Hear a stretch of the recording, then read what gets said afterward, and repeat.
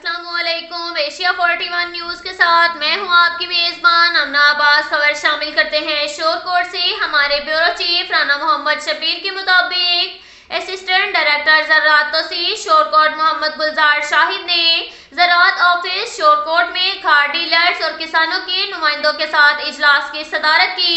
इजलास में तहसील शोरकोट के सरपरस्त आला किसान बोर्ड तहसील शोरकोट मोहम्मद इशफाक हसारी, सदर इत्तेहाद किसान शोरकोट मोहम्मद इकबाल सरगाना, शाहिद तनवीर, गुलाम शबीर, जाम आसिफ, मोहम्मद रमजान, मोहम्मद इस्माइल, राना मोहम्मद शबीर, मोहम्मद वकास कमर और मोहम्मद जुल्फकार ने इजलास में शिरकत की।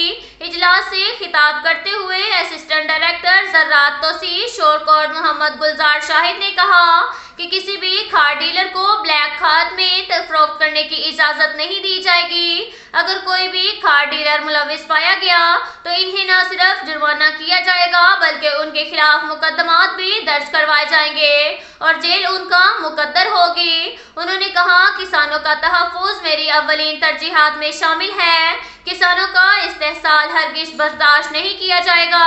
किसान डीलर्स और किसानों को कोई भी मुश्किलात दरपेश हों तो वो मुझसे राब्ता करें और खाद डीलर अपनी दुकानों के अलावा स्टोर्स का भी इंदराज करवाएं। अगर बगैर इंदराज के स्टोर में खाद मौजूद पाई गई तो उनके खिलाफ भी कार्रवाई की जाएगी। अब तक के लिए इतना ही काफ़ी है। मिलते हैं अगले बुलेटिन में, हमारे साथ रहिएगा।